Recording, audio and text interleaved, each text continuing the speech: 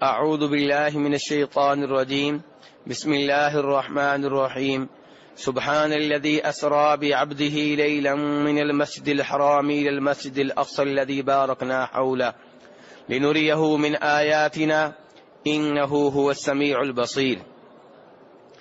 جو آیت کریمہ میں نے آپ کے سامنے تلاوت کی ہے یہ سورہ بنی اسرائیل کی پہلی آیت ہے۔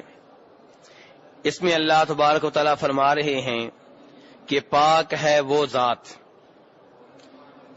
وہ ذات جس نے اپنے بندے کو رات کے تھوڑے سے حصے میں مسجد حرام سے لے کر مسجد اقصی تک کی سیر کروائی۔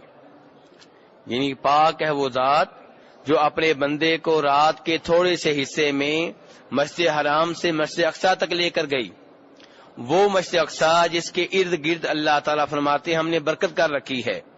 کیوں آپ کو لے جایا گیا وہاں سے یہاں سے وہاں تک؟ فرمایا تاکہ ہم آپ کو اپنی کچھ نشانیاں دکھائیں۔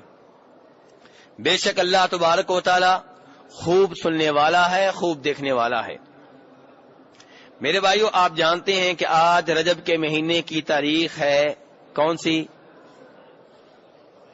26، اور جو رات ہوگی وہ 27ویں رات ہوگی، کیونکہ رات پہلے آتی ہے اسلامی لحاظ سے، دن بعد میں ہوتا ہے۔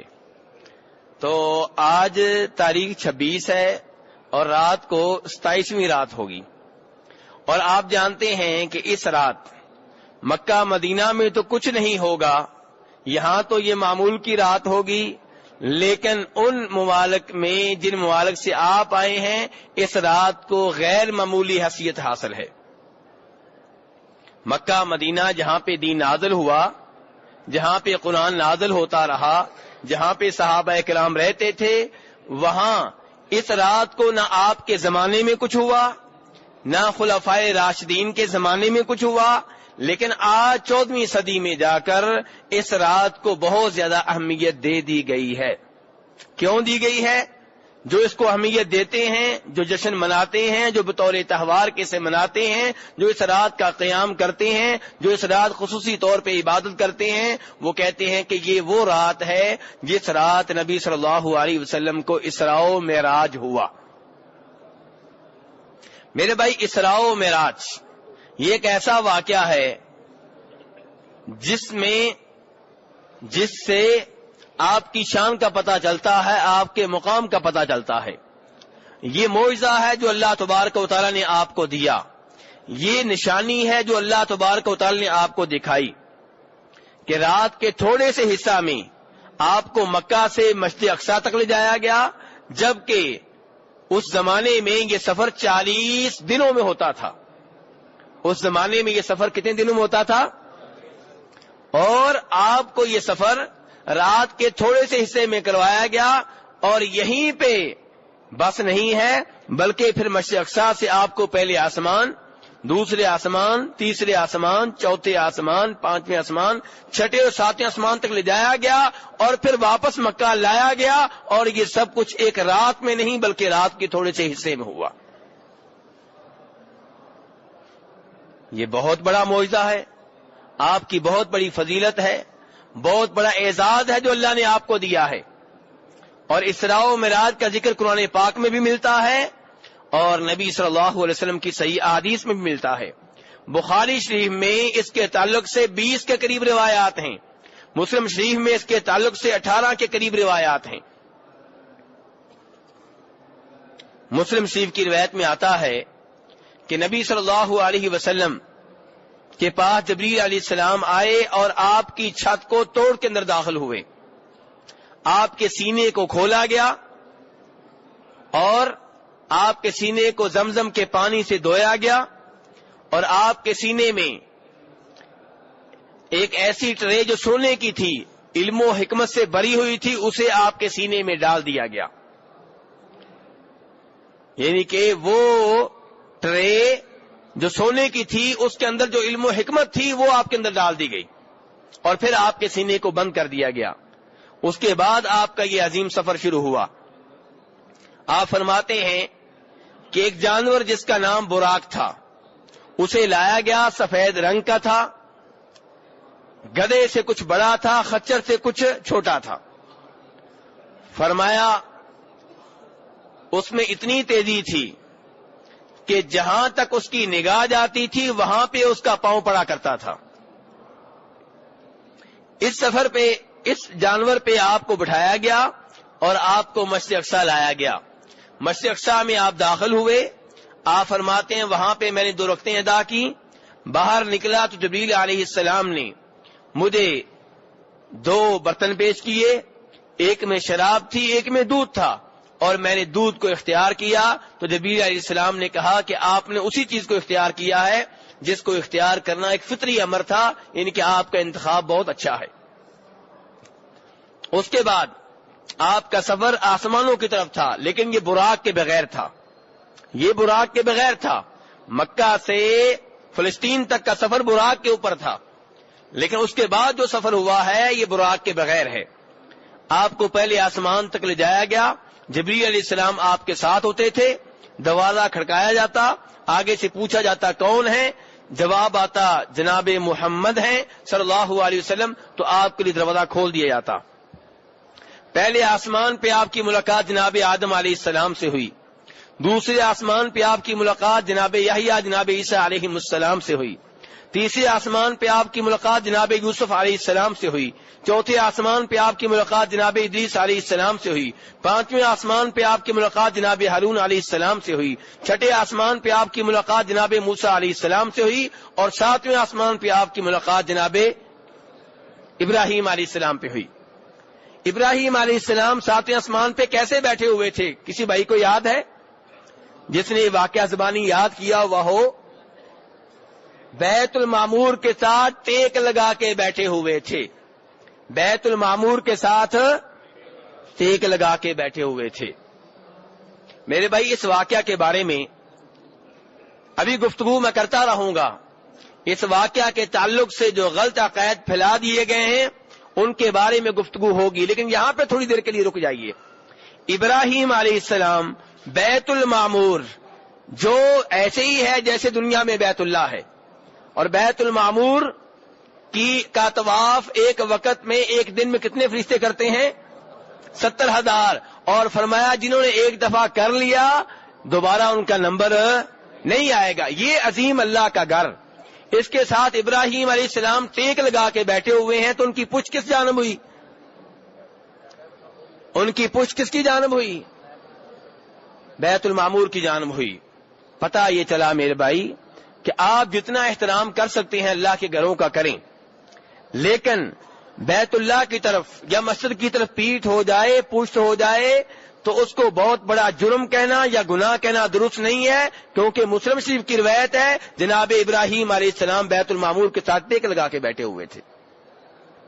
اور خود میرے اور آپ کے نبی صلی اللہ علیہ وسلم جب نماز پڑھاتے تھے، نماز کے فوراً بعد آپ اپنا منہ کس جانب کرتے تھے؟ تو پشت کس جانب ہوئی؟ قبلے کی طرف۔ اور جب آپ نے بیت اللہ میں نمازیں پڑھائی ہوں گی تو وہاں جب نماز پڑھانے کے بعد آپ نے اپنا چہرہ انور، چہرہ مبارک صحابہ کرام کی طرف کیا ہوگا تو پشت کس جانب ہوگی؟ اور آپ کے بعد بھی جو ائمہ کرام وہاں پہ نماز پڑھاتے رہے ان کی بھی صورتحال یہی تھی۔ تو بہرحال ابراہیم علیہ السلام سے آپ کی 7ویں آسمان پہ ملاقات ہوئی۔ اس کے بعد اللہ تبارک و تعالی نے آپ کے اوپر 5 نمازیں فرض کی۔ کتنی نمازیں فرض کی؟ 5 نمازیں فرض ہوئیں، اور آپ کو سورہ بقرہ کی آخری آیات دی گئیں۔ کون سی آیات دی گئیں؟ سورہ بقرہ کی آخری آیات۔ اور تیسرے نمبر پہ آپ کو خوشخبری دی گئی کہ آپ کی امت کا جو فرد اللہ کے ساتھ شرک نہیں کرے گا اللہ تبارک تعالیٰ بالآخر اس کو معاف کر دیں گے۔ لیکن شرط کیا لگائی گئی ہے؟ شرک کی۔ ابھی لوگ کہتے ہیں شرک کا خطرہ ہی نہیں ہے، جگہ جگہ شرک کی باتیں ہو رہی ہیں، جگہ جگہ شرک سے ڈرایا جا رہا ہے، جگہ جگہ شرط لگائی جا رہی ہے کہ شرک نہیں ہونا چاہیے۔ اگر شرک کا خطرہ ہی نہیں ہے تو شرط لگانے کی ضرورت کیا تھی؟ اور پھر میں یہ وعدے کر چکا ہوں صحیح احادیث سے جو بخاری مسلم میں آتی ہیں کہ فرمایا نبی صلی اللہ علیہ وسلم نے کہ اس وقت تک قیامت برپا نہیں ہوگی جب تک کہ اس زمین کے اوپر دوبارہ شرک نہیں ہوگا، یعنی کہ یہاں مکہ اور مدینہ میں شرک نہیں ہوگا، دوبارہ یہاں شرک ہوگا قیامت بپا ہونے سے پہلے آپ نے بتا دیا. تو برحال میرے بھائی یہ اسراء و معراج کے واقعے کے بارے میں مختصر معلومات تھیں. اس کے بعد آپ نیچے تشریف لائے. صبح کی نماز کے بعد بیت اللہ میں بیٹھے ہوئے ہیں. ابو جہل آپ کے پاس آیا اور آپ سے پوچھا کوئی نئی بات ہو. وہ تو تنزیہ طور پہ کہہ رہا تھا. آپ صلی اللہ علیہ وسلم نے فرمایا نئی بات یہ ہے, آپ نے پوری یہ سٹوری اس کے سامنے رکھی, یہ جو رات کو حقیقت واقع ہوئی تھی اس کے سامنے رکھی. تو اس نے یہ سوچ کر آپ کا مذاق اڑانا پسند نہیں کیا کہ اگر میں نے مذاق اڑایا تو ہو سکتا ہے یہ بات کو چھپا لیں, یہ مکر جائیں, یہ کہیں میں نے تو بات بیان ہی نہیں کی تھی. تو اس نے کہا اچھا آپ ٹھہرے, میں دوسرے لوگوں کو بھی لے کر آتا ہوں, آپ ان کو بھی یہ بات بتائیں. چنانچہ دوسرے لوگوں کو لے کر آیا اور کہا جی کیا بات ہے آپ بتائیں. تو آپ نے پوری بات بتائی. وہ لوگ حیران رہ گئے, کہنے لگے اچھا یہ بتاؤ کہ بیت المقدس کی نشانی کیا ہے, یہ کیا ہے, وہ کیا ہے. تو اللہ تبارک و تعالی نے بیت المقدس کو آپ کے سامنے کر دیا اور آپ صلی اللہ علیہ وسلم اس کو دیکھتے گئے اور جو سوال کر رہے تھے ان کا جواب دیتے گئے. جب یہ بات جناب صدیق رضی اللہ عنہ کو بتائی گئی, بتانے والے کا انداز یہ تھا کہ صدیق دیکھو جس کو تم نے نبی مان رکھا ہے, جس کو سچا مانتے ہو, وہ تو ایسی ایسی باتیں کر رہے ہیں. بتانے والوں کا مقصد یہ تھا کہ آج صدیق اللہ کے رسول کو چھوڑ دیں گے, آج ان سے برات کا اعلان کر دیں گے, آج ان سے لا تعلقی کا اعلان کر دیں گے. لیکن کیا کہا جناب صدیق نے؟ جناب صدیق نے کہا بھی اگر آپ نے یہ بات کہی ہے تو میں ایمان لاتا ہوں. میں تو یہ مانتا ہوں کہ صبح و شام آپ کے اوپر آسمانوں سے وحی نازل ہوتی ہے, یہ بات تو تم بیان کر رہے ہو تو چھوٹی بات ہے. اسے کہتے ہیں رسول اکرم صلی اللہ علیہ وسلم کو حقیقی معنوں میں نبی ماننا, آپ کی ہر بات کی تصدیق کرنا, آپ کی ہر حدیث کے اوپر عمل کرنا, آپ کی ہر حدیث کے اوپر ایمان لانا. تو میرے بھائیو اسراء و معراج کا واقعہ آپ کی بہت بڑی شان ہے, آپ کی بہت بڑی فضیلت ہے, بہت بڑا اعزاز ہے جو اللہ نے آپ کو بخشا ہے, اس میں کوئی شک و شبہ نہیں ہے. اب اس واقعہ کے تعلق سے چند ایک امور کہ جن سے پتہ چلے گا کہ کئی لوگ اس معاملے میں گمراہی کا شکار ہو گئے ہیں. نمبر ایک وہ لوگ جو کہتے ہیں کہ یہ واقعہ خواب میں پیش آیا, یا کہتے ہیں کہ آپ کو روحانی طور پہ سیر کروائی گئی, یعنی کہ جسم دنیا پہ ہی تھا. تو میرے بھائی یہ غلط ہے. صحیح بات یہ ہے کہ آپ کو بیداری میں اور جسم اور روح دونوں کے ساتھ یہ مشاہدہ کروایا گیا, بیت المقدس میں لے جایا گیا, ساتوں آسمانوں پہ لے جایا گیا. اور اگر یہ خواب میں ہوتا تو کوئی بڑی بات نہیں تھی, اور اگر یہ صرف روح کے ساتھ ہوتا تو بڑی بات نہیں تھی. بات تو یہی تھی کہ رات کے چھوٹے حصے میں, تھوڑے سے حصے میں آپ کے جسم کو مکہ سے بیت المقدس سے ساتوں آسمانوں تک لے جایا گیا, پھر واپس لایا گیا, یہ بڑی بات ہے. اور اس کی ایک دلیل یہ بھی ہے کہ اللہ تعالیٰ فرماتے ہیں سبحان الذی اسری بعبدہ, پاک ہے وہ ذات جو اپنے بندے کو لے گئی. کس کو لے گئی؟ یہ نہیں کہا بندے کی روح کو لے گئی, کیا کہا گیا؟ بندے کو. اور بندہ کس چیز کا نام ہے؟ جسم اور روح کا نام ہے. بندہ کس کا نام ہے؟ جسم اور روح کا نام ہے. اور میرے بھائی پھر یہ بات بھی ہے کہ اللہ تعالیٰ نے ایک اور جگہ پہ فرمایا اسی قصہ کے بارے میں, اسی کہانی کے بارے میں, ما زاغ البصر وما طغى, کہ اس دوران آپ کی نگاہ نے کجروی نہیں کی, ٹیڑھی نہیں ہوئی, اور نہ اس نے حد سے تجاوز کیا. اس کا مطلب یہ ہے کہ آپ کا جسم گیا ہے, نگاہ گئی ہے. تو کہنے کا مطلب یہ ہے میرے بھائی کہ اس میں کوئی شک و شبہ نہیں ہے کہ اسراء و معراج کا واقعہ بیداری میں پیش آیا, خواب میں نہیں, اور آپ کا جسم بھی تھا, آپ کی روح بھی تھی, اور یہی آپ کی شان ہے, یہی آپ کی فضیلت ہے. میرے بھائیو اس لیے وہ لوگ جو کہتے ہیں کہ یہ خواب میں واقعہ پیش آیا وہ غلط کہتے ہیں.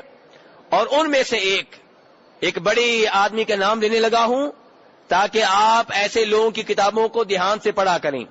کئی لوگ ایسے ہیں جن کی شہرت بہت اچھی ہے لیکن پبلک اور عام لوگ ان کی حقیقت کو نہیں جانتی. تو اس لیے یہ موقع ہے کہ میں بیان کر دوں. آپ نے نام سنا ہوگا سر سید احمد خان, سنا ہوا ہے؟ تعلیمی میدان میں ان کا ایک نام لیا جاتا ہے کہ انہوں نے یونیورسٹی قائم کی, یہ کیا وہ کیا, لیکن اگر آپ ان کی تفسیر پڑھیں تو ان میں آپ کو کئی موقع پہ یہ بات ملے گی کہ وہ آپ کے بہت سے معجزات کا انکار کرتے ہیں. ان میں سے ایک یہ ہے، وہ کہتے ہیں نہیں جی خواب میں ہوا ہے. یہ کیسے ہوا ہے؟ خواب میں ہوا. خواب میں آپ کو دکھایا گیا یہ پہلا آسمان ہے، دوسرا آسمان ہے. آپ حقیقت میں اوپر نہیں گئے، حقیقت میں آپ اوپر نہیں گئے. تو ایک تو سید احمد خان ہو گئے. دوسرا ایک نام آپ نے سنا ہوگا پرویز کا، جس کے بارے میں کہا جاتا ہے کہ وہ احادیث کا منکر ہے. پرویز کا نام بھی آپ نے سنا ہوگا، اور اسی سے علماء کرام کہتے ہیں فتنہ پرویزیت. یہ کیا فتنہ ہے؟ احادیث کے انکار کا فتنہ. کہتے ہیں ہم قرآن کو مانیں گے، حدیث کو نہیں مانیں گے. تو پرویز نے بھی اس معجزے کا انکار کیا ہے اور کہتا ہے کہ اس سے مراد مسجد اقصی نہیں ہے جو فلسطین میں ہے، اس سے مراد مسجد نبوی ہے. اور اس سے یہ کون سا سفر ہے؟ کہتا ہے ہجرت والا سفر مراد ہے. تو میرے بھائی یہ غلط تعویلیں ہیں، یہ احادیث کا قرآن کا صاف صاف انکار ہے. اور احادیث کا جب آپ انکار کریں گے تو ایسی ہی گمراہیوں کا آپ کو سامنا کرنا پڑے گا. آج بھی کئی لوگ، آج کے لوگوں کا میں نام نہیں لینا چاہ رہا، آج بھی کئی لوگ آپ کے ان چینلز کے اوپر جن کو آپ بڑے ذوق و شوق سے دیکھتے ہیں آ کے ایسی حدیث کا انکار کرتے ہیں. اور ان چینلز پہ ہوتا کیا ہے یہ آپ کو نہیں پتا. کسی ایسے مولوی کو پکڑ کر لے آتے ہیں جس کو علی با کا بھی پتہ نہیں ہوتا، اور اس کے سامنے بٹھا دیتے ہیں ان لوگوں کو جو بہت ذہین ہوتے ہیں اور جن کو ملکہ ہوتا ہے حدیث کے خلاف بولنے کا. اور عام آدمی سمجھتا ہے لو جی مولوی بول ہی نہیں سکا، مولوی کے پاس دلیل ہی نہیں تھی. آپ کو یہ نہیں پتا کہ کس مولوی کو بٹھایا گیا. ٹی وی مولوی کو بٹھایا گیا ہے. ان مولویوں کو بٹھایا جاتا ہے جو ٹی وی سے ہی مشہور ہوئے ہوتے ہیں، جن کا علم اس کے سوا کچھ نہیں ہوتا. اور پھر ساتھ کیا کرتے ہیں، اگر کبھی کوئی اچھا عالم دین لایا بھی جاتا ہے تو اس کو گفتگو کا مکمل ٹائم نہیں دیا جاتا. آپ نے دیکھا ہوگا اینکرز بڑی خوبصورتی سے مولانا صاحب کی بات کو ادھر ہی ٹال دیتے ہیں، ختم کر دیتے ہیں. اور جب کبھی بات میں ریکارڈنگ دکھاتے بھی ہیں تو ان کی کئی باتیں کاٹ دی جاتی ہیں، حذف کر دی جاتی ہیں. تو اس لیے ٹی وی پہ جو کچھ ہوتا ہے یہ دین کا معیار نہیں ہے. دین کا معیار قرآن و حدیث ہے.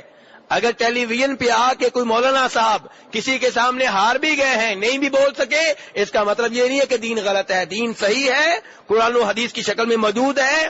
اور کوئی اس کی صداقت پہ بات کر سکے یا نہ کر سکے، قرآن و حدیث کی صداقت میں کوئی شک و شبہ نہیں ہے.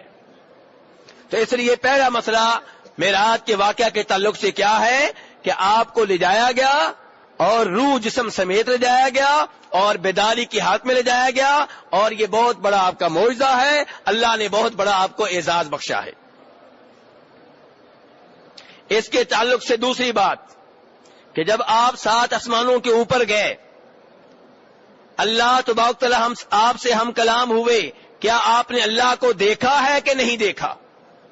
یہ دوسرا بہت بڑا مسئلہ ہے. اس کے تعلق سے بھی بہت سے لوگ گمراہ ہوئے اور بڑی بڑی باتیں بنائی گئیں. کہا گیا آپ کو وہاں پہ لے جایا گیا جہاں جبرائیل علیہ السلام کے پر جلتے تھے، اور کوئی مولانا صاحب یہ کہہ رہے ہوتے ہیں کہ اللہ تعالیٰ نے نعوذ باللہ آپ کو گلے لگایا، نعوذ باللہ عرش پہ اپنے ساتھ بٹھایا. ایسی ایسی باتیں کی جاتی ہیں کہ اللہ معاف کرے منہ سے نکالتے ہوئے ڈر لگتا ہے. تو میرے بھائی اس بارے میں بھی وضاحت ہو جائے. یہ میرے بھائیو اس میں کوئی شک و شبہ نہیں ہے کہ اللہ تعالیٰ نے آپ کو یہ اعزاز بخشا کہ آپ نے اللہ کا کلام اللہ کی آواز میں پہلی بار سنا. اللہ کا کلام اللہ کی آواز میں پہلی بار سنا. جیسے موسیٰ علیہ السلام نے طور پہاڑ پہ اللہ کا کلام پہلی بار اللہ کی آواز میں سنا. لیکن موسیٰ علیہ السلام نے جب یہ گزارش کی کہ ربی ارینی انظر الیک، یا اللہ میں تجھے دیکھنا چاہتا ہوں، اللہ نے فرمایا لن ترانی، موسیٰ مجھے ہرگز نہیں دیکھ سکو گے، ولکن انظر الی الجبل، پہاڑ کی طرف دیکھو، فإن استقر مکانہ فسوف ترانی، پہاڑ اگر اپنی جگہ پہ برقرار رہ گیا تو تم مجھے دیکھ سکو گے، ورنہ مجھے نہیں دیکھ سکو گے. اور جب اللہ تبارک و تعالیٰ نے اپنی تجلی پہاڑ کو دکھائی تو پہاڑ ریزہ ریزہ ہو گیا. وخر موسیٰ صاعقا، موسیٰ علیہ السلام بے ہوش ہو کے گر پڑے. فلما افاقا، جب ان کو ہوش آیا، قال سبحانک، کہنے لگے یا اللہ تو پاک ہے، تو پاک ہے، تجھے واقعی دیکھنا ممکن نہیں ہے. تب تو الیکا، میں توبہ کرتا ہوں، میں نے جو مطالبہ کیا تھا، جو درخواست کی تھی، میں اس پہ توبہ کرتا ہوں، یا اللہ مجھے معاف کر دے۔ میرے بھائی، ایسے ہی پیارے حبیب صلی اللہ علیہ وسلم کو اعزاز بخشا گیا، اور آپ جانتے ہیں کہ صرف 2 نبی ہیں جن کو کلیم کہا جاتا ہے۔ کتنے نبی ہیں؟ کون کون سے؟ پہلے نمبر پہ موسیٰ علیہ السلام، اور دوسرے نمبر پہ میرے اور آپ کے نبی جناب محمد صلی اللہ علیہ وسلم۔ ان 2 کو کیا کہا جاتا ہے؟ کلیم۔ کلیم کا مطلب کیا؟ کہ وہ 2 نبی جن سے اللہ نے کلام کیا۔ تو یہاں میرا سوال یہ ہے، کیا عیسیٰ علیہ السلام سے اللہ نے کلام نہیں کیا؟ ابراہیم علیہ السلام سے اللہ نے کلام نہیں کیا؟ میرے بھائی، ویسے تو وہی اللہ کی سب کے اوپر نازل ہوتی رہی ہے، لیکن جنہوں نے اللہ کا کلام اللہ کی آواز میں سنا وہ صرف 2 ہیں۔ کتنے ہیں میرے بھائی؟ 2۔ وہی ایک ہوتا ہے فرشتہ لے کر آتا ہے، اور ایک یہ ہوتا ہے کہ نبی کے ذہن میں ڈال دی جاتی ہے، دل میں ڈال دی جاتی ہے، اور ایک یہ ہے کہ اللہ کا کلام اللہ کی آواز میں سنا۔ یہ اعزاز صرف 2 نبیوں کو ملا، ایک موسیٰ علیہ السلام کو اور ایک میرے اور آپ کے نبی جناب محمد صلی اللہ علیہ وسلم کو۔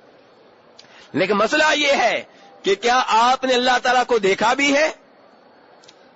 یہ سوال ہے بہت بڑا، اور اس سوال کا بہتر جواب آج کے لوگ نہیں، وہ لوگ دے سکتے ہیں جنہوں نے اللہ کے رسول سے سوال کیا تھا۔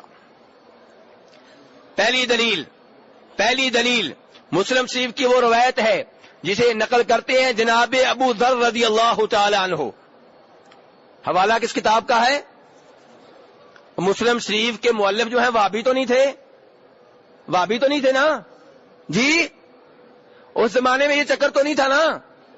مسلم شریف کو سارے ہی مانتے ہیں نا، بخاری شریف کو سارے ہی مانتے ہیں نا، اور امام مسلم روایت کر رہے ہیں صحابی سے جن کا نام کیا؟ ابو ذر رضی اللہ عنہ۔ صحیح ہے میرے بھائی؟ تو ابو ذر کہتے ہیں میں نے رسول اکرم صلی اللہ علیہ وسلم سے پوچھا ہل رأیت ربک، کیا آپ نے اپنے رب کو دیکھا ہے؟ فرمایا نور انا ارا، نور ہے، میں اسے کیسے دیکھ سکتا ہوں؟ یہ نہیں کہا کہ میں نے نہیں دیکھا، بلکہ حیران ہوئے سوال کے اوپر کہ یہ سوال عجیب ہے، اس لیے آپ نے کہا نور ہے، میں اسے کیسے دیکھ سکتا ہوں؟ یہ حوالہ کس کتاب کا ہے؟ اور روایت کرنے والے صحابی کا نام ابو ذر رضی اللہ عنہ۔ دوسرا حوالہ مسلم شریف کا، بخاری شریف کا، اور یہاں پہ ہیں جناب عائشہ رضی اللہ عنہا۔ جناب عائشہ کون ہیں؟ میری اور آپ کی کیا لگتی ہیں؟ کیا ان سے زیادہ کسی کو اللہ کے رسول سے پیار ہوگا، محبت ہوگی؟ نہیں۔ جناب عائشہ سے روایت کرنے والے تابعی کا نام ہے مسروق۔ تابعی کا نام کیا ہے؟ مسروق، اور یہ حدیث آئی ہے بخاری شریف میں، مسلم شریف میں۔ مسروق کہتے ہیں کہ جناب عائشہ رضی اللہ عنہا کہنے لگیں کہ مسروق، جو آدمی 3 باتیں کرے سمجھ لو اللہ کے اوپر جھوٹ بول رہا ہے۔ یہ 3 باتیں یاد رکھنی میرے بھائیو آپ نے، اور بیان کرنے والی کون ہے؟ اما عائشہ۔ حوالہ کس کتاب کا ہے؟ بخاری شریف کا، مسلم شریف کا۔ تو اما عائشہ کہہ رہی مسروق سے کہ جو آدمی 3 باتیں کرے جان لو کہ وہ اللہ کے اوپر جھوٹ بول رہا ہے۔ نمبر 1 فرمایا کہ جو یہ کہے کہ نبی صلی اللہ علیہ وسلم نے اللہ تعالی کو دیکھا ہے وہ جھوٹ بول رہا ہے۔ یہ کون کہہ رہی ہیں؟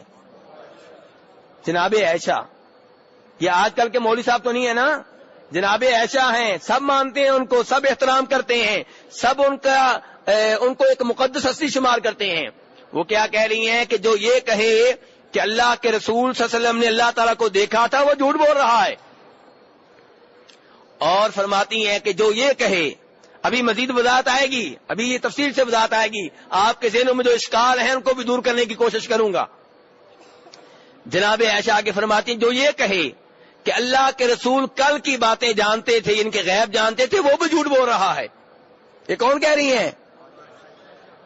جناب عائشہ فرما رہی ہیں کہ جو یہ کہے اللہ کے رسول غیبی باتیں جانتے تھے، کل کی باتیں جانتے تھے، وہ جھوٹ بول رہا ہے۔ پھر جناب عائشہ نے اپنی اس بات کی تصدیق میں یہ آیت پڑھی قل لا يعلم من في السماوات والارض الغیب الا اللہ، کہ اللہ کے سوا کوئی بھی عالم الغیب نہیں ہے، نہ آسمان والوں میں نہ زمین والوں میں۔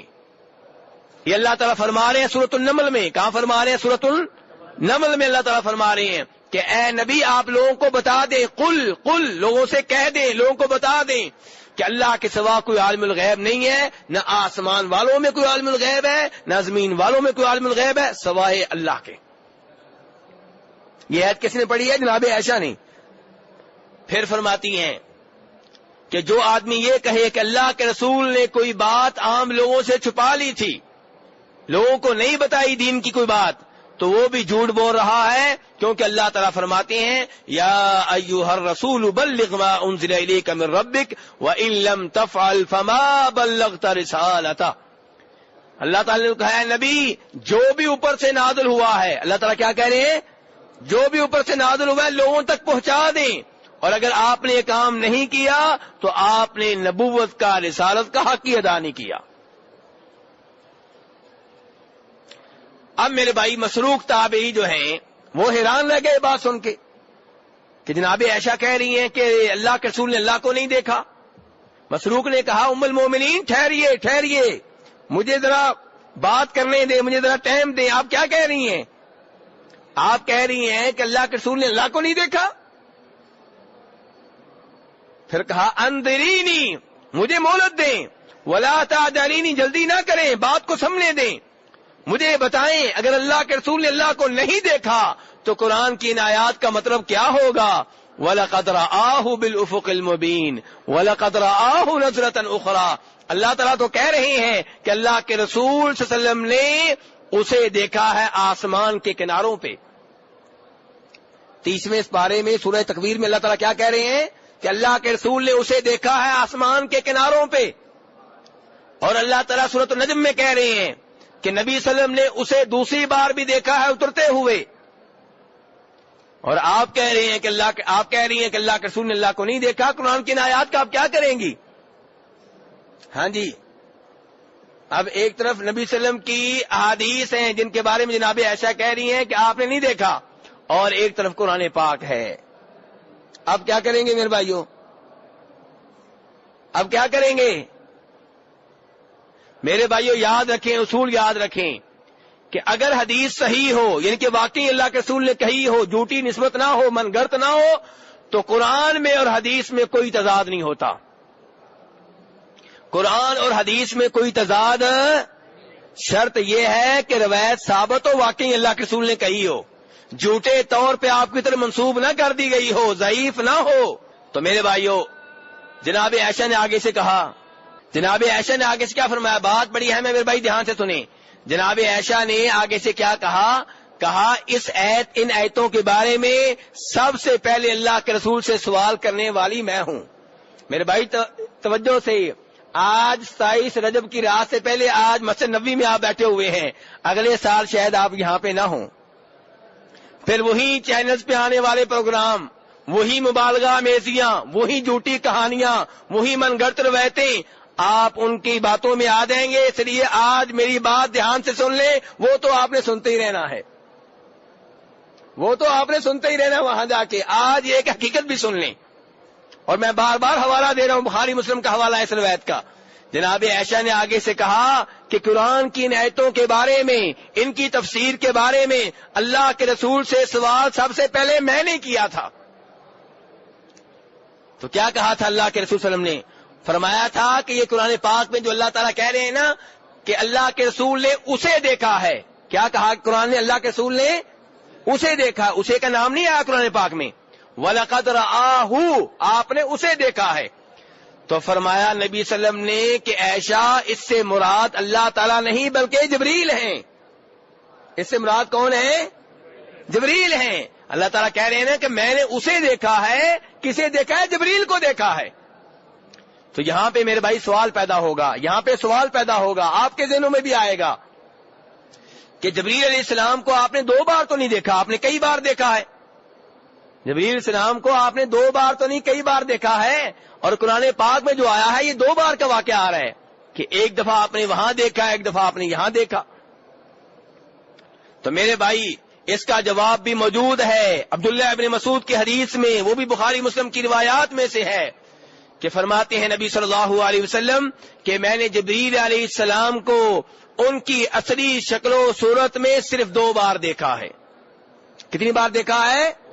اس کے علاوہ جب بھی دیکھا ہے میرے بھائیوں کسی اور شکل میں، کسی انسان کی شکل میں، اس صحابی کی شکل میں آ رہے ہیں، اس صحابی کی شکل میں آ رہے ہیں، لیکن ان کی اصلی شکل و صورت میں اللہ کے رسول فرماتے ہیں میں نے ان کو صرف 2 بار دیکھا ہے۔ میرے بھائی جبریل کوئی عام مخلوق نہیں ہے کہ جن کو بار بار دیکھا گیا ہو، عام مخلوق نہیں ہے، یہ تو ہم ہیں جن کو مبالغہ میزی کا بڑا شوق ہے، اور مبالغے میں ہم کیا کہہ دیتے ہیں کہ اللہ کے رسول کے جبریل خادم ہیں، بیٹھے بیٹھے ایسے ہی بغیر دلیل کے۔ مبالغے کا ہمیں اتنا شوق ہے، مبالغہ میزی میں ہم اتنا آگے بڑھ جاتے ہیں، غیبی باتوں کے بارے میں دلیل بھی نہیں پوچھتے، ویسے ہی کہتے ہیں اللہ کے رسول کے خادم ہیں جبریل بھی۔ کہاں پہ آیا خادم ہے؟ کیا صحابہ کرام میں سے کسی صحابی نے کہا ہے کہ وہ خادم ہے؟ اتنی بڑی بات آپ بغیر دلیل کے کہہ جاتے ہیں، اللہ سے ڈرتے بھی نہیں ہے کہ اللہ نے پوچھ لیا تو کیا جواب دیں گے؟ قرآن پاک تو یہ کہہ رہا ہے علمہ شدید القوا، کہ جبریل علیہ السلام نے اللہ کے رسول کو قرآن پاک سکھایا ہے، وہ تو آپ کے معلم ہوئے اور آپ ان کو خادم بنا رہے ہیں۔ قرآن پاک ان کو کیا کہہ رہا ہے؟ معلم کہہ رہا ہے، اور آپ کیا بنا رہے ہیں ان کو؟ خادم اور چپڑاسی، ایسے لفظ بولتے ہیں آپ لوگ۔ اللہ تعالی ہم کو ہدایت دے اور قرآن و حدیث کو پڑھنے کی توفیق دے۔ تو بہرحال آپ نے جس کو 2 بار دیکھا کون ہے؟ جبریل علیہ السلام۔ ایک اس وقت میرے بھائیوں دیکھا تھا جب نبوت کا ابتدائی زمانہ تھا، نبوت کا ابتدائی زمانہ تھا، ان کو آسمان و زمین کے مابین دیکھا تھا، اور دوسرا معراج کے موقع پہ ان کو ان کی اصلی شکل و صورت میں دیکھا ہے، اور فرماتے ہیں پیارے حبیب صلی اللہ علیہ وسلم کہ جب میں نے جبریل کو دیکھا ان کے 600 پر تھے۔ کتنے پر تھے؟ 600 پر تھے، اور فرمایا ان کی جسامت اتنی بڑی تھی کہ آسمان و زمین کے مابین جو خلا ہے اس خلا کو ان کے جسم نے پر کر رکھا تھا۔ اور جبریل کو عام مخلوق نہیں ہے، ان کو چپڑاسی نہ بناؤ، اللہ سے ڈرو۔ انہ لقول رسول کریم، اللہ نے ان کو کریم رسول کہا ہے، فرشتوں میں سے رسول ہیں۔ اللہ نے کیا کہا ان کو؟ انہ لقول رسول کریم، وہ ایک کریم رسول ہے فرشتوں میں سے، یہ انسانوں میں سے، وہ فرشتوں میں سے رسول ہیں، اور آپ ان کو چپڑاسی، خادم اور چوکیدار کیا کیا بنا رہے ہیں۔ تو بہرحال میرے بھائی کہنے کا مطلب یہ ہے کہ جناب عائشہ فرما رہی ہیں کہ ان آیتوں کی تفسیر کے بارے میں سب سے پہلے میں نے اللہ کے رسول سے سوال کیا تھا، اور اللہ تعالی نے فرمایا، اور اللہ کے رسول نے فرمایا تھا کہ اس سے مراد جبریل ہیں۔ پھر جناب عائشہ نے کہا قرآن پاک پڑھ لو، قرآن پاک کہہ رہا ہے لا تدرکہ الابصار وہو یدرک الابصار، کہ نگاہیں اس کا احاطہ نہیں کر سکتی۔ قرآن پاک کیا کہہ رہا ہے؟ نگاہیں اس کا احاطہ نہیں کر سکتی، اور اس نے سب نگاہوں کا احاطہ کر رکھا ہے۔ تو میرے بھائی دنیا میں بیداری کی حالت میں ان آنکھوں سے اللہ تعالیٰ کو دیکھنا ممکن نہیں ہے، نہ کسی نے دیکھا ہے۔ البتہ قیامت کے روز ان احادیث سے معلوم ہوتا ہے جو خود اللہ کے رسول نے بیان کی ہیں، جو بخاری مسلم میں آتی ہیں، کہ جنتی لوگ اللہ تبارک و تعالیٰ کا جنت میں دیدار کریں گے۔ اللہ تعالیٰ سے دعا ہے کہ اللہ تعالیٰ مجھے اور آپ کو ان خوش نصیبوں میں سے کر دیں جنہیں روز قیامت اللہ تعالیٰ کے دیدار کا موقع ملے گا۔ اور یاد رکھیں سب سے بڑی نعمت کیا ہے؟ جنت ہے؟ نہیں نہیں نہیں نہیں، سب سے بڑی نعمت اللہ کے چہرے کا دیدار ہے۔ اللہ تعالیٰ فرماتے ہیں سورہ قیامہ میں، سورہ قیامہ کی تلاوت آپ بھی کرتے ہوں گے، وجوہ یومئذ ناظرہ الی ربہا ناظرہ، اس دن کئی چہرے تر و تازہ ہوں گے، اپنے رب کو دیکھ رہے ہوں گے، اپنے رب کو دیکھ رہے ہوں گے۔ تو میرے بھائیو اللہ تعالیٰ کو دیکھنا بہت بڑا اعزاز ہے، لیکن دنیا میں کسی آنکھ میں طاقت نہیں ہے اللہ تعالیٰ کو دیکھ سکے۔ البتہ مسلم شریف کی روایت ہے کہ عبداللہ ابن عباس فرماتے ہیں کہ پیارے حبیب صلی اللہ علیہ وسلم نے اللہ تعالیٰ کو دل کے ساتھ دیکھا ہے۔ کیا مطلب دل کے ساتھ دیکھا ہے؟ خواب میں۔ کیا مطلب ہے؟ خواب میں پیارے حبیب صلی اللہ علیہ وسلم نے اللہ تعالیٰ کو خواب میں دیکھا ہے، لیکن بیداری میں ان آنکھوں کے ساتھ کسی نے بھی اللہ تبارک و تعالیٰ کو نہیں دیکھا ہوا۔ اس لیے یہ جھوٹی روایات جو بیان کی جاتی ہیں کہ گلے لگایا نعوذ باللہ، عرش پہ اپنے ساتھ بٹھا لیا، یہ بیان کرتے ہوئے بیان کرنے والوں کو اللہ سے ڈرنا چاہیے، اللہ سے خوف کھانا چاہیے۔ جناب عائشہ بخاری مسلم کی روایات بالکل وعدے کر رہی ہیں معاملے کو کہ ایسا کچھ نہیں ہوا. ابو ذر نے بھی وعدے کر دیا اور یہی عقیدہ ہے بہت سے صحابہ کرام کا. جناب ابو ہریرہ سورہ نجم کی آیات کی تفسیر میں فرماتے ہیں کہ آپ نے جبریل کو دیکھا ہے. عبداللہ بن مسعود کا بھی یہی موقف ہے, دیگر صحابہ کرام کا بھی میرے بھائیوں یہی موقف ہے. اور صحابہ کرام سے زیادہ اللہ کے رسول سے محبت کرنے والا کوئی نہیں ہے. جب وہ بیان کر رہے ہیں کہ نبی صلی اللہ علیہ وسلم نے اللہ تعالیٰ کو نہیں دیکھا بلکہ آپ نے جس کو دیکھا ہے وہ جبریل علیہ السلام ہے, تو ہمیں مبالغہ میزی سے کام نہیں لینا چاہیے. میرے بھائیوں, واقعہ معراج کے تعلق سے تیسری غلطی جو آج کل ہوتی ہے وہ یہ ہے کہ اس دن معراج کے واقعے کو ایک دن کے ساتھ مخصوص کرنا اور پھر اس کا تہوار منانا, اس کا جشن منانا. پہلی غلطی کیا تھی جی؟ واقعہ معراج کے تعلق سے پہلی غلطی میں نے بیان کی تھی, وہ کیا ہوتی ہے کہ کچھ سکالر قسم کے لوگ جو اپنے آپ کو سکالر سمجھتے ہیں اور سمجھتے ہیں کہ ہم ہیں صحیح دین کو سمجھنے والے, یہ تو مولوی ایسے ہی ہوتے ہیں. انہوں نے اس معجزے کا انکار کیا ہے اور کہا ہے کہ اللہ کے رسول نے خواب میں اسراء و معراج آپ کے ساتھ ہوا ہے, بیداری میں پورے جسم کے ساتھ نہیں ہوا. ان میں سے دو آدمیوں کے میں نے نام لیے تھے, کون کون سے؟ سر سید احمد خان اور ایک کون؟ پرویز. تو میرے بھائی دوسری غلطی میں نے کیا بیان کی ہے, یہ عقیدہ رکھنا اور یہ کہنا اور بار بار بیان کرنا, سارے لوگ اس دن بیان کرتے ہیں جو یہ جشن مناتے ہیں کہ جی اللہ کے رسول نے اللہ تعالیٰ کو دیکھا, تو یہ بھی درست نہیں ہے. اور تیسرے نمبر پہ یہ ہے کہ اس دن اس رات قیام کرنا, شب بیداری کا اہتمام کرنا, جشن منانا, اس کو بطور عید کے منانا. میرے بھائیو, پہلی بات تو یہ ہے کہ یہ کس رات کو واقعہ پیش آیا اس رات کا علم نہیں ہو سکا. اگر صحابہ کرام کے ہاں اس رات کا جشن منانے کا رواج ہوتا, اہتمام ہوتا, تو ہمیں بتا کر جاتے کہ کس تاریخ کو یہ واقعہ پیش آیا تھا, کس رات کو یہ واقعہ پیش آیا تھا. انہوں نے یہ روایات تو بیان کر دی. بخاری میں کتنی روایات آتی ہیں اسراء و معراج کی؟ 20. اور مسلم شریف میں کتنی آتی ہیں؟ 18. اور دیگر کتب میں اس کے علاوہ ہیں. انہوں نے یہ تو بیان کر دیا کہ واقعہ کیسے پیش آیا, کیسے گئے, کیا ہوا, ساری تفصیلات بیان کر دی, لیکن یہ بیان نہیں کیا کہ کس سال پیش آیا, کس مہینے پیش آیا, کس تاریخ کو پیش آیا, کس رات کو پیش آیا. اس سے پتا چلا ان کو اس واقعہ سے دلچسپی تھی, اس واقعہ کی تاریخ سے دلچسپی نہیں تھی. علماء کرام میں بھی اس مسئلہ میں بہت زیادہ اختلاف ہے کب یہ واقعہ پیش آیا. آئیے آپ کو ان کے اقوال بتاؤں تاکہ آپ کو معلوم ہو سکے کہ اگر ان کے ہاں اس رات کا جشن منانے کا اہتمام ہوتا تو اس واقعے کی تاریخ میں اتنا اختلاف نہ ہوتا. حافظ ابن حجر, ابن کثیر رحمہ اللہ وغیرہ ان مورخین نے اپنی مشہور و معروف کتابوں میں لکھا ہے. کچھ علماء کرام کہتے ہیں کہ یہ واقعہ ہجرت سے 5 سال پہلے پیش آیا. ہجرت سے, یاد نہیں کیا آپ نے سبق, ہجرت سے کتنے سال پہلے؟ 5 سال پہلے. کچھ علماء کرام کہتے ہیں ہجرت سے 3 سال پہلے, ہجرت سے 3 سال پہلے. اور کچھ کہتے ہیں ہجرت سے 18 مہینے پہلے, کچھ کہتے ہیں ہجرت سے 17 مہینے پہلے, کچھ کہتے ہیں ہجرت سے 15 مہینے پہلے, کچھ کہتے ہیں ہجرت سے 14 مہینے پہلے, کچھ کہتے ہیں ہجرت سے 12 مہینے پہلے, کچھ کہتے ہیں ہجرت سے 11 مہینے پہلے, کچھ کہتے ہیں ہجرت سے 8 مہینے پہلے, کچھ کہتے ہیں ہجرت سے 6 ماہ پہلے. اور کچھ کہتے ہیں یہ واقعہ پیش آیا ربیع الاول کے مہینے میں, کچھ کہتے ہیں ربیع الثانی کے مہینے میں, کچھ کہتے ہیں رمضان کے مہینے میں, کچھ کہتے ہیں رجب کے مہینے میں. تو میرے بھائی, اگر صحابہ کرام نے اس رات کو ایک بار بھی جشن منایا ہوتا تو امت میں اختلاف ختم ہو جاتا, سب کو پتہ چل جاتا کہ آج موم بتیاں جل رہی ہیں, آج موم بتیاں جل رہی ہیں, اسی رات کو معراج کا واقعہ ہوا تھا. لیکن نہ جھنڈیاں لگیں, نہ موم بتیاں جلیں, نہ شب بیداری کا اہتمام ہوا, نہ اس رات قیام ہوا, اور نہ وہ آگے یہ بتا سکے کسی کو کس تاریخ کو واقعہ پیش آیا تھا. میرے بھائی, آپ اندازہ کریں کہ مسلمانوں کی تاریخ کی ابتدا, مسلمانوں کے کیلنڈر کی ابتدا کس واقعے سے ہوتی ہے؟ ہجرت کے واقعے سے. جس سال یہ واقعہ پیش آیا اس سال کو انہوں نے مسلمانوں کے کیلنڈر کا پہلا سال قرار دیا.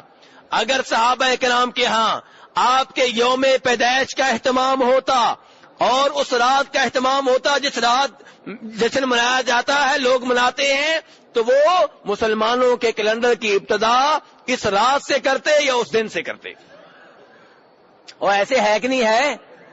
اور ہجرت کے واقعے سے بھی انہوں نے مسلمانوں کے کیلنڈر کی ابتدا ضرور کی ہے، لیکن اس کا جشن نہیں منایا. جس وقت اللہ کے رسول مدینہ داخل ہوئے ہیں انہوں نے خوشیاں منائیں، وہ خوش ہوئے، ان کے بچے بھی خوش ہوئے، ان کے مرد بھی خوش ہوئے، ان کی عورتیں بھی خوش ہوئیں، لیکن آئندہ سال اسی دن انہوں نے اس دن کا تہوار نہیں منایا، جشن نہیں منایا، اس سے اگلے سال بھی نہیں منایا. تو پتا چلا میرے بھائیو، اگر تاریخ کا علم ہو بھی جائے تب بھی جشن منانا جائز نہیں ہے. لیکن یہاں پہ صورتحال یہ ہے کہ اس کی تاریخ معلوم نہیں ہے، نہ سال معلوم ہے، نہ مہینہ معلوم ہے، نہ وہ دن معلوم ہے جس دن جس رات یہ واقعہ پیش آیا. واقعہ برحق ہے، واقعہ برحق ہے، لیکن تاریخ معلوم نہیں ہے. اور اگر معلوم ہو بھی جائے تو اس کا جشن منانا جائز نہیں ہے، کیونکہ اللہ کے رسول نے کام نہیں کیا، صحابہ کرام نے کام نہیں کیا، پہلی 3 صدیوں میں کام نہیں ہوا. اور اللہ کے رسول فرماتے ہیں خیر الناس قرنی، سب سے بہتر زمانہ میرا زمانہ ہے، پھر ان لوگوں کا زمانہ جو ان کے بعد آئیں گے، پھر ان کا زمانہ جو ان کے بعد آئیں گے. اور یہ بدعات ساری جو ہے بعد میں نکلی ہیں، نہ آپ کے زمانے میں تھی، نہ آپ کے صحابہ کرام کے زمانے میں تھی، نہ تابعین کے زمانے میں تھی، بلکہ تبع تابعین کے زمانے میں بھی نہیں تھی. اور آپ فرماتے ہیں من احدث فی امرنا ھذا ما لیس منہ فہو رد، جو ہمارے دین میں کوئی نیا کام نکال لے، نیا کام داخل کرے، نئے کام کا اضافہ کرے، اس کا یہ کام ریجیکٹ ہے، مردود ہے، ناقابل قبول ہے. تو اسی میرے بھائیو خود بھی اس برائی سے بچیں، اس گناہ سے بچیں، اس بدعت سے بچیں، اور دوسرے لوگوں کو بھی بچانے کی کوشش کریں.